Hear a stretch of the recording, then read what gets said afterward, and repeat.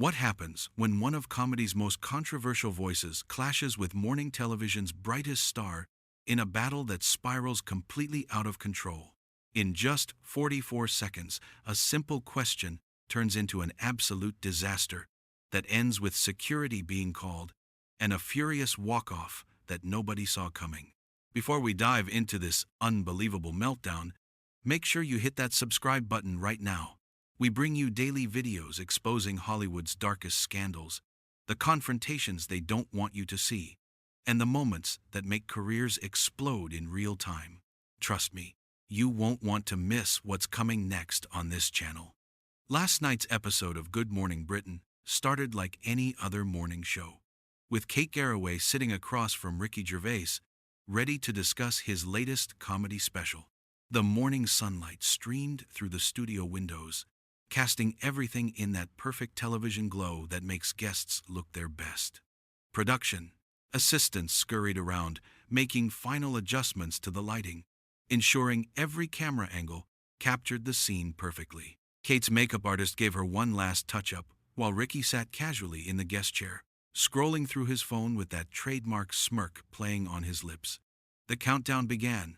5 seconds. 4, 3, 2. The red light on camera one blinked to life, and Kate's professional smile bloomed across her face like she'd flipped a switch. She welcomed viewers back from the commercial break with that warm, friendly energy she's known for, her voice smooth and inviting. Ricky looked up from his phone, slipping it into his pocket, as Kate introduced him to the audience. She ran through his credentials, his awards, his Netflix specials, building him up the way good hosts do for their guests. Ricky leaned back in his chair, looking completely at ease in that way celebrities do when they've done 1,000 interviews before. He thanked Kate for having him, cracking a quick joke about the early morning start time that made her laugh genuinely. The banter felt natural, flowing easily between them. Kate asked him about his journey to the studio, and he told a funny story about his driver getting lost despite having GPS. The studio audience chuckled along. Everything seemed perfectly normal, just another celebrity interview on a Tuesday morning. The energy was light, friendly, exactly what morning television audiences expect. Nobody watching at home could have predicted what was about to unfold. Kate transitioned smoothly into asking about his new comedy special, asking what inspired the material and what audiences could expect. Ricky's eyes lit up as he launched into an explanation about observational comedy and finding humor in everyday situations. He talked about the creative process, the hours of writing and rewriting, the importance of timing and delivery. Kate nodded along, asking follow-up questions that showed she'd done her homework. For those first several minutes, it looked like this would be a perfectly pleasant interview, the type that ends with mutual respect and handshakes. But then Kate's expression shifted slightly, her smile taking on a more serious quality. She prefaced her next question carefully, saying that while his comedy was brilliant, there had been some conversations online about certain jokes in the new special. Her tone was still friendly, still professional, but there was a deliberate quality to her words now. She mentioned that some viewers had reached out to the show expressing concerns about specific material. Ricky's body language changed instantly. His relaxed posture stiffened. His smile became fixed rather than genuine. You could see his jaw tighten just slightly. Kate continued, explaining that several parent groups and community organizations had issued statements about jokes they felt crossed lines, particularly material involving marginalized communities. She was careful with her phrasing, acknowledging that comedy is subjective, while also pointing out that these weren't just random trolls on social media. These were organized groups representing thousands of people. Ricky's hands gripped the armrests of his chair. He'd heard this kind of criticism before, and you could tell he was already preparing his defense before Kate even finished her question. When she finally asked him directly how he responds to criticism, that his comedy punches down rather than up, Ricky let out a long breath through his nose. He sat forward in his chair, his elbows on his knees, and launched into what was clearly a well-rehearsed response. He said that comedy has always pushed boundaries, that every great comedian in history has made people uncomfortable. He referenced Lenny Bruce, George Carlin, Richard Pryor, citing them as examples of comics who were controversial in their time but are now considered legends. His voice carried conviction, the passion of someone who truly believes in what he's saying. Kate listened patiently, waiting for him to finish before jumping in. She acknowledged his points about comedic history, but pushed back by saying that those comedians he mentioned were often punching up at power structures, at government, at inequality. She asked whether his jokes about certain groups could really be compared to that tradition, or whether they were something different. Her question was pointed but delivered without malice, the kind of challenge a good journalist offers to make an interview more interesting. But Ricky didn't take it that way. His face flushed slightly. Ricky's response came quickly, defensively. He said that the entire concept of punching up versus punching down was ridiculous, that it assumes some people are too weak or fragile to handle jokes. He argued that treating any group as off-limits, because they're supposedly vulnerable, is actually more insulting than making jokes about them. It's patronizing, he said, to decide that certain people can't take a joke while others can. His voice got louder with each point, his gestures becoming more emphatic. He was fully engaged in defending his position now, the pleasant chat completely abandoned. He added that comedy has survived for thousands of years by refusing to bow to pressure from people who want to control what others find funny. Kate tried to interject, to clarify that she wasn't suggesting any group was too fragile, but Ricky kept talking over her. He was on a roll, making his case with the same energy he brings to his stand-up performances. He talked about how offense is subjective, how different people find different things offensive, and you can't possibly create comedy that pleases everyone. He said that trying to make comedy that never offends anyone results in boring, sanitized garbage that isn't funny to anybody. He referenced canceled comedians, banned material, networks pulling episodes. His arguments were articulate and passionate, delivered with the confidence of someone who has thought deeply about these issues and believes absolutely in his own righteousness. But Kate wasn't backing down either. When Ricky finally paused to take a breath, she jumped in firmly. She said that while she understood his perspective, there was a difference between pushing boundaries and being gratuitously cruel. She pointed out that several advocacy groups had explained in detail how specific jokes in his special reinforced harmful stereotypes that have real-world consequences for vulnerable people. She mentioned parents who had written to the show, teachers who dealt with increased bullying after certain jokes went viral, community leaders who saw the impact firsthand. Her voice remained calm and measured, but there was steel underneath her professional tone. She wasn't attacking him, but she wasn't letting him off the hook either. Ricky's frustration was becoming more visible now. He shook his head, letting out an exasperated laugh that had no humor in it. He said that this was exactly the problem with modern discourse, that everyone wants to be offended on someone else's behalf. He argued that comedy needs to be judged by intent, and his intent is never to cause real harm. It's to make people laugh, to make them think, to challenge assumptions. He said that people who are looking for reasons to be offended will always find them, no matter how carefully a comedian words their material. Kate's eyebrows raised slightly. She pointed out that intent doesn't negate impact, a phrase that clearly irritated Ricky even more. She said that many people who create harm don't intend to, but that doesn't mean the harm isn't real. She spoke about how language shapes culture, how jokes can normalize attitudes that lead to discrimination and prejudice. It was a thoughtful argument, delivered with the kind of intelligence that made it clear Kate had considered these issues carefully. But to Ricky, it sounded like the same censorious talking points he'd heard a million times from critics he didn't respect. Ricky's response was sharp and cutting. He said that Kate was conflating comedy with actual prejudice, which was absurd. He said that making a joke about something isn't the same as believing it or promoting it. He asked her if she thought Jonathan Swift wanted people to actually eat babies when he wrote his famous satire.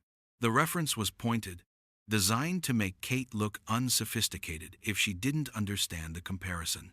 It was the first, genuinely condescending moment of the interview, and you could see Kate register it. Her expression hardened slightly. Kate responded that she understood satire perfectly well, thank you very much, but that Swift was clearly satirizing the wealthy and their callousness toward the poor. She asked what exactly Ricky's jokes were satirizing. Or were they just jokes at the expense of people who already face discrimination in their daily lives? Her tone had an edge to it now, the professional warmth cooling into something more confrontational. The dynamic in the studio had shifted. This wasn't a friendly interview anymore. It was becoming a debate, and not a particularly pleasant one. Ricky sat back in his chair, throwing his hands up in a gesture of exasperation. He said that he didn't need to explain or justify his comedy to anyone, that the millions of people who watch his specials and laugh clearly get it, even if Kate and her focus groups don't. It was dismissive, insulting even. He was essentially saying that Kate wasn't sophisticated enough to understand his work. The other hosts sitting at the desk exchanged glances. The studio audience had gone completely silent, sensing the tension building. Kate's professional mask slipped for just a moment, her eyes flashing with anger before she composed herself. She said that dismissing legitimate criticism as people not getting the joke was intellectually lazy. She told Ricky that she'd watched his special, that she'd read the analysis from various groups, and that she understood his comedy perfectly well. She simply disagreed with his approach. Her words were clipped now, each one delivered with precision. The pleasantries were gone.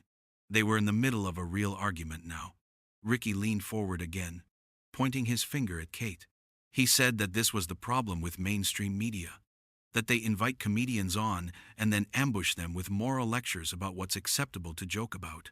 He said he'd been doing comedy for decades, that he'd won every major award, and that he didn't need a morning show host who interviews soap actors to tell him what comedy should be. The insult hung in the air, shocking in its directness. Several crew members gasped audibly. Kate's face went pale, then flushed deep red. There was a moment of absolute silence in the studio. Kate stared at Ricky, apparently struggling to process what he'd just said. When she spoke, her voice was dangerously quiet. She said that she'd shown him respect by having him on the show, by watching his material, by engaging seriously with his work. And his response was to insult her and dismiss her as just a morning show host. She asked if he treated everyone who disagreed with him with such contempt, or if that was special treatment reserved for women in media. Ricky's eyes widened at the accusation. He immediately denied that gender had anything to do with it, saying that he'd had the same arguments with male journalists and critics. He said Kate was trying to make this about sexism, when it was really about free speech and artistic freedom. His voice was rising now, the anger fully present and undisguised. He accused her of using identity politics to shut down legitimate debate about comedy and censorship. It was a familiar deflection, but delivered with enough venom to make it cut deep. Kate wasn't having it. She raised her voice to match his volume, something viewers almost never see her do. She told Ricky that calling someone out for being disrespectful wasn't identity politics, it was basic human decency. She said that he'd come on the show with an attitude of superiority, refusing to seriously engage with any criticism of his work. She pointed out that she'd asked him reasonable questions that lots of people wanted answered, and, instead of responding thoughtfully, he'd chosen to attack and dismiss her. Her finger was pointing at him now, her whole body language aggressive in a way that shocked everyone watching. She said that great comedians throughout history knew how to handle criticism with grace, but apparently that was a skill he hadn't learned despite all those awards he liked to mention. Ricky shot back immediately, saying that Kate had come into this interview with an agenda, clearly planning to attack him from the start. He said the questions weren't in good faith, that she was trying to make him look bad rather than have an actual conversation. He accused her of grandstanding for the cameras, of using him to score points with viewers who were already predisposed to dislike him. His face was red now, his voice echoing through the studio. Any pretense of civility had been completely abandoned. This was an all-out confrontation. He said that he'd done hundreds of interviews, and he could smell a setup from a mile away. He accused her of being another media personality, more interested in virtue signaling than actually understanding comedy or free expression. Kate stood up abruptly, her chair scraping loudly against the studio floor. The sudden movement startled everyone. She told Ricky that if he was going to sit there and insult her, question her integrity, and dismiss everything she said, then this interview was over. Her voice shook slightly, but whether from anger or adrenaline was impossible to tell. She gestured toward the studio door, her meaning crystal clear. "Get out." The studio fell into shocked silence. Nobody had expected things to escalate this far. Nobody had expected Kate to actually kick him off the show. Her co-host sat frozen, unsure if they should intervene. The camera operators kept filming, instinctively knowing this was television gold. Ricky stared at her in disbelief. For a moment, he seemed genuinely stunned, like he couldn't process what was happening. Then his expression shifted to one of bitter amusement. He let out a harsh laugh and said that of course she was ending the interview, because that's what happens when you can't win an argument. You just shut it down. He said this was censorship in action, that she was proving his entire point about how the media handles opinions they don't like. His words were sharp and mocking, designed to hurt. He wanted her to know that he thought she was weak, that she couldn't handle real debate, that she was just another mainstream media puppet afraid of controversial voices. Kate's hands were trembling now, but her voice was steady. She told him this had nothing to do with winning or losing an argument.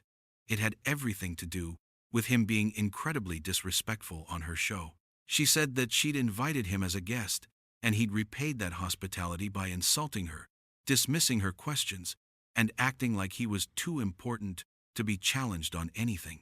She told him that kind of behavior wasn't welcome on Good Morning Britain, and she wanted him to leave immediately. Her eyes blazed with fury. Ricky ripped off his microphone in one violent motion, the wire snapping free from his shirt. The sound tech flinched, clearly worried about the equipment. Ricky didn't care. He stood up, grabbing his jacket from the back of the chair, with enough force to nearly knock the chair over. He muttered something under his breath about this being exactly what's wrong with television these days, about how nobody can handle honest conversation anymore. His movements were jerky and aggressive as he gathered his belongings, his phone clattering onto the desk as he fumbled to pick it up. Kate remained standing by her chair, arms crossed tightly over her chest, watching Ricky with an expression that mixed anger and disappointment. The other hosts had frozen in place, unsure whether to intervene or let this play out. Studio crew members hovered at the edges of the set, some with phones out, clearly recording this unprecedented moment. The cameras kept rolling, capturing every second of the disaster. In all the years Good Morning Britain had been on the air, nothing quite like this had ever happened. As Ricky shouldered his jacket on, he turned back to face Kate one more time. He said loudly, making sure everyone in the studio could hear, that she'd just proven everything wrong with mainstream media. That they invite people on to have conversations, but really they just want to lecture and moralize and shut down anyone who doesn't think the right way. He said that real audiences, his audiences, would see through this bullshit. They'd know who was really in the wrong here. His voice dripped with contempt and self-righteousness. Kate didn't respond verbally. She just stood there, her jaw set, her eyes fixed on Ricky with an intensity that could have burned holes through him. She wasn't going to give him the satisfaction of another argument, wasn't going to let him bait her into saying something she'd regret. Her silence was somehow more powerful than any retort could have been. It spoke volumes about her fury and her determination to maintain whatever dignity she could in this awful situation. Security personnel appeared at the studio doors, having clearly been summoned during the confrontation. They stood there waiting, not moving to physically escort Ricky out, but making their presence known. Their appearance seemed to enrage Ricky even further. He shouted something about needing security to remove him, asking if Kate was afraid he was going to do something violent. It was a ridiculous accusation, and everyone knew it, but he threw it out anyway as one final insult.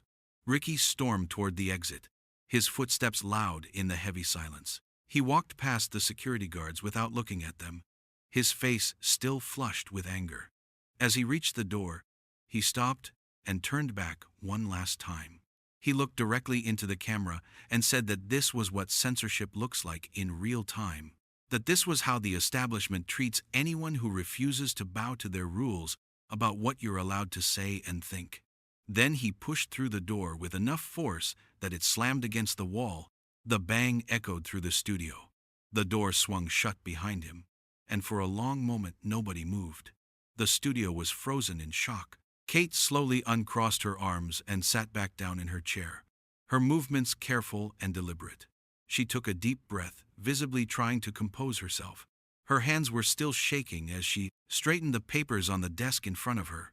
She ran her fingers through her hair, a gesture that betrayed how rattled she really was, despite her attempt to look calm. Her co-hosts finally sprang into action, reaching over to check if she was okay. She nodded, not trusting her voice yet. She took a deep breath, then looked at the cameras. The professional mask was sliding back into place. She apologized to viewers for what they'd witnessed, saying the interview had taken an unexpected turn.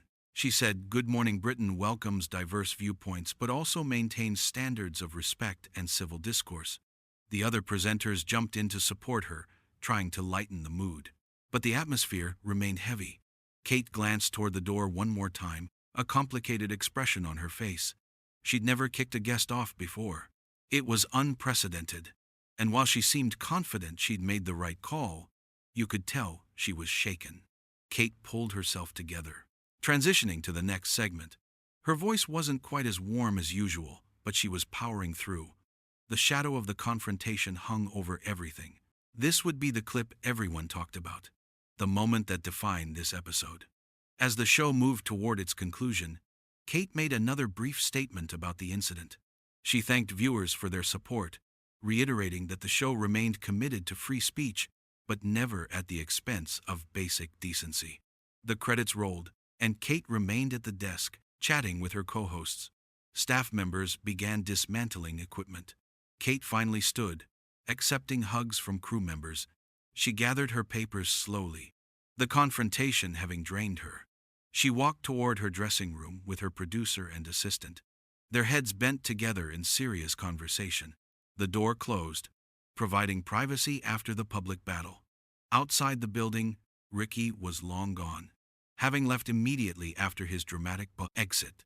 44 seconds was all it took to transform from pleasant banter to explosive confrontation to security called chaos. The building continued buzzing with residual energy from what had happened. Staff members clustered in hallways and break rooms, replaying the confrontation blow by blow. Everyone had their own opinion about who was in the right, who crossed the line first, whether Kate should have ended the interview or whether she overreacted. But everyone agreed on one thing. They'd just witnessed something unprecedented, something that would be talked about, debated, and analyzed for weeks to come. The clip was already being uploaded by viewers, shared across every social media platform, dissected by commentators and fans alike. By the time Kate emerged from her dressing room an hour later, changed into casual clothes and makeup removed, the clip was already everywhere online. Millions of views, thousands of comments, trending on every platform. The confrontation had taken on a life of its own, spreading across the internet at lightning speed. Good Morning Britain's social media team was probably fielding inquiries from every news outlet in the country. Producers were likely in emergency meetings discussing damage control or celebrating the ratings boost, depending on their perspective. Kate walked to her car in the parking structure, her assistant carrying her bags. She looked tired, drained in a way that went beyond just physical exhaustion. Emotional exhaustion, the kind that comes from conflict and confrontation.